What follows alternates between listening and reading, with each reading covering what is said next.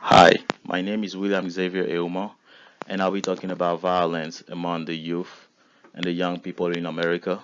I'll be talking about the manifestation and effects on their life and future.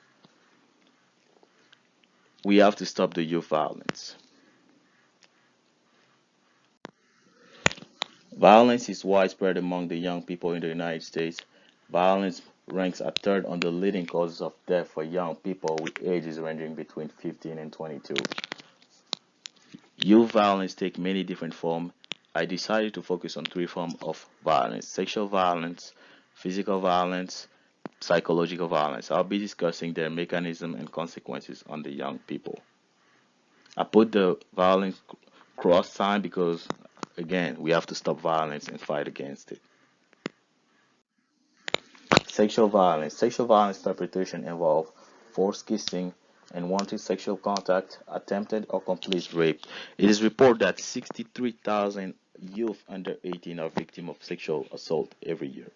Of all victims under 18, 66% are aged between 12 and 17. They are very young.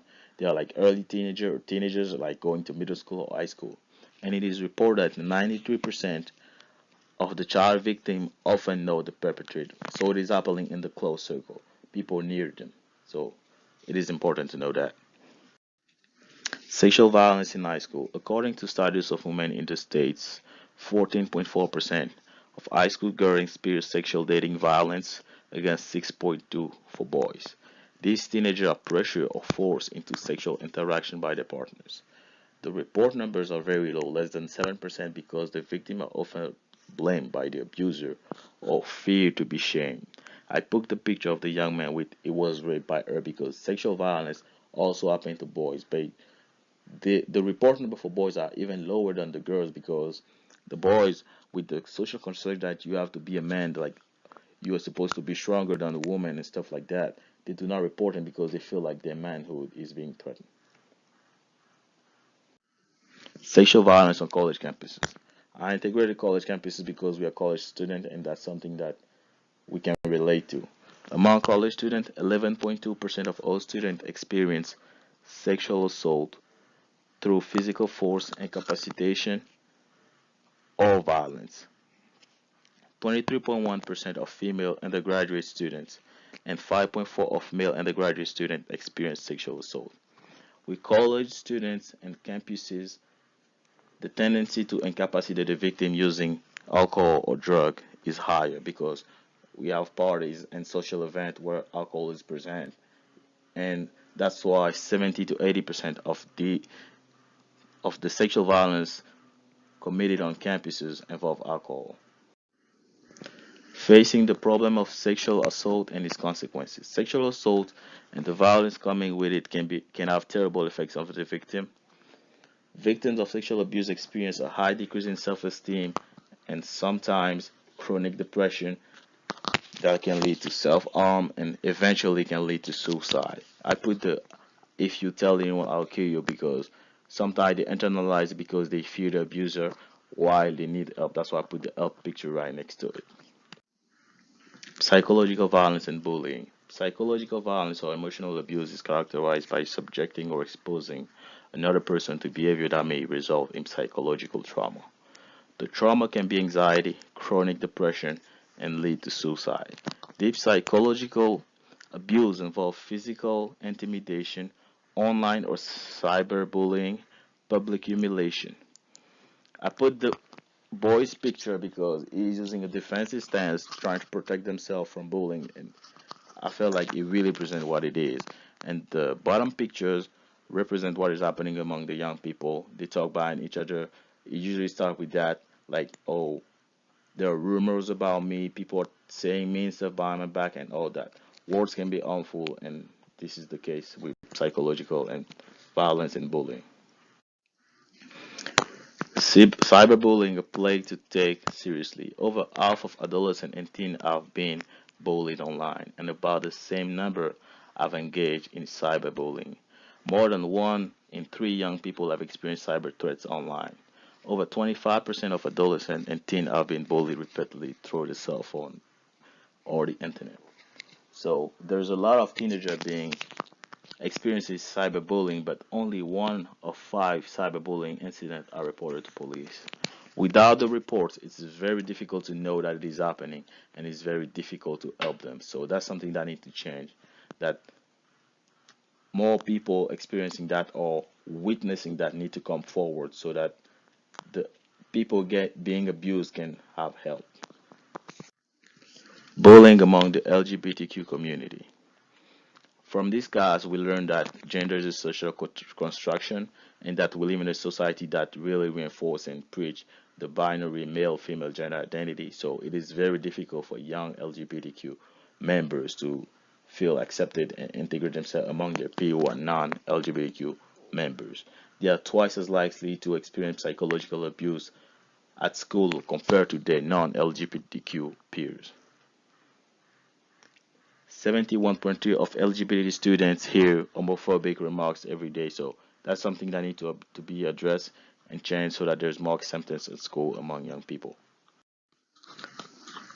Because of the nature of cyberbullying, the fact that it's happening online, you don't see your aggressor is behind screen. Some people think that it's really easy to avoid cyberbullying and just walk away from it or like turn off your phone or something like that. It doesn't work like that. While over half of young people do not tell their parents when cyberbullying occurs.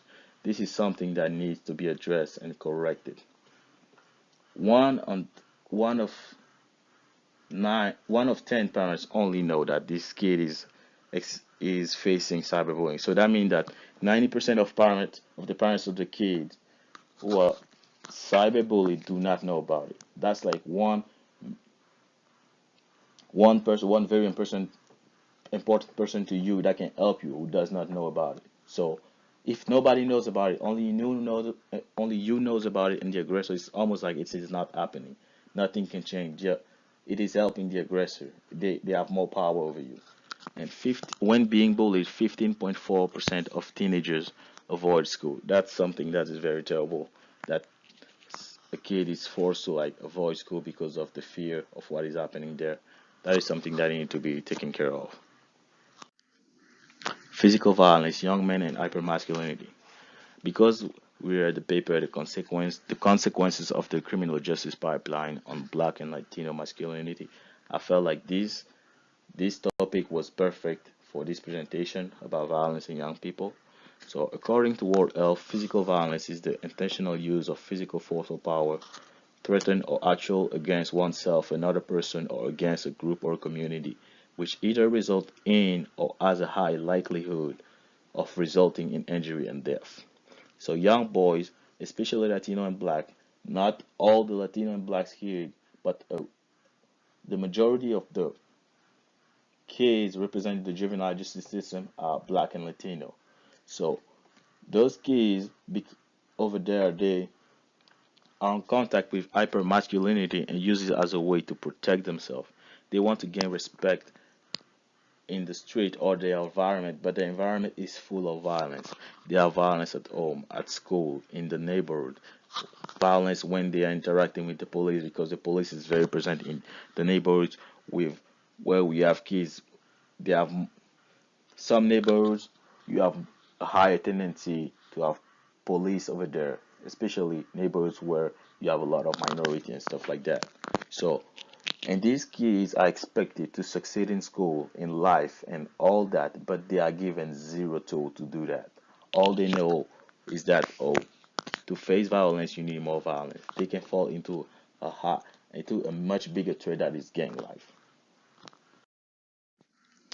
Physical abuse, teen domestic violence. Dating violence is a problem with serious short and long term effects. Many teens do not report it because they are afraid to tell friends and family. 23% of females and 40% of males who ever experience rape, physical violence, or stalking by an intimate partner first experience some form of partner violence between 11 and 17 years of age.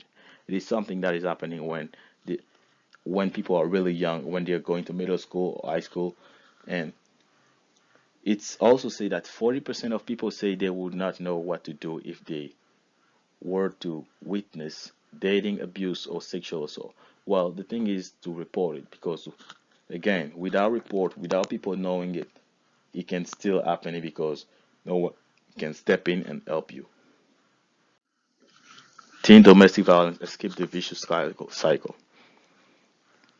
So, as I said, it is important to report abuse, whether it's happening to you or whether it's happening to someone you know, because by doing that, we can help them break the cycle, the vicious cycle. Because the cycle abuse starts with tension building, when tension increase, breakdown of communication among partners, then the incident happen.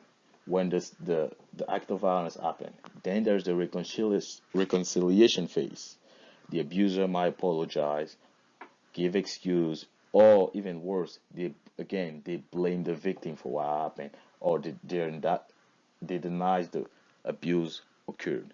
Then there's the calm period where the victim think that, oh, it is over, it is not happening again, it was a one-time occurrence, but then it go back to tension building incident and again. So it is a cycle that need to be broken. Summary: violence is very much present among the youth in the United States. It is very important and crucial that this matter is addressed and that we come together to find a solution, because if you believe in something, if you're against in something, even if it is not happening to you, you need to take a stance and do something. Do what you think is right. Otherwise, you're just part of the problem by just standing there and doing nothing. The violence the young people experience can have terrible consequences on their life. Depression, self-harm, suicide, incarceration, death by homicide. Those are the things that they face. Those are life-changing and life-threatening situations. I hope you guys enjoyed this presentation about the topic of violence among young people in America. This is a subject that I was really interested in. That's why I made this presentation, and I hope it was helpful to you guys. Thank you.